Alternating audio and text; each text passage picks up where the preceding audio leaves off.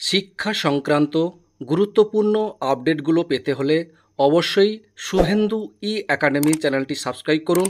পাশে থাকা bell আইকনটিতে click করে ভিডিওটি বেশি বেশি করে শেয়ার করুন।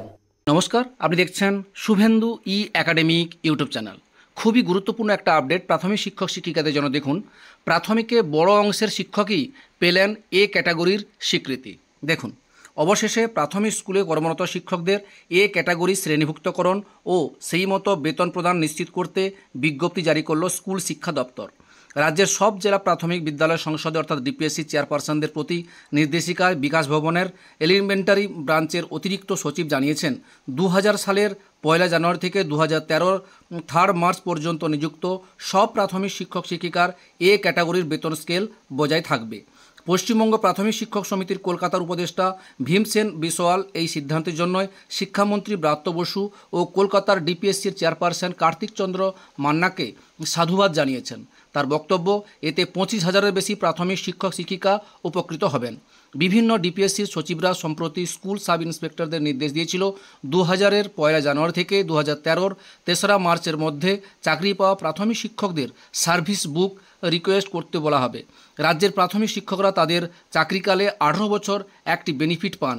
রাজ্য সরকারের নিয়োগ বিজ্ঞপ্তি মেনে 2006-এর 1 জানুয়ারি বা তারপরে অর্থাৎ 2011 সাল প্রাথমিক শিক্ষক পদে নিযুক্ত শিক্ষকদের বড় অংশ মাধ্যমিক পাস যোগ্যতায় ও 1 বছরের শিক্ষকতার প্রশিক্ষণের প্রেক্ষিতে চাকরি পেয়েছিলেন।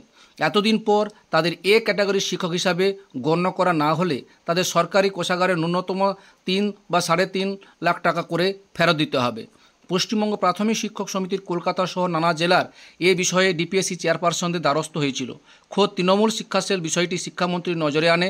তারপরেই শিক্ষা দপ্তরের আধিকারিকরা কলকাতা ও দক্ষিণ 24 পরগনা সহ 5-6টি ডিপিএসসি চেয়ারপারসনদের কাছে এ ব্যাপারে মতামত চান।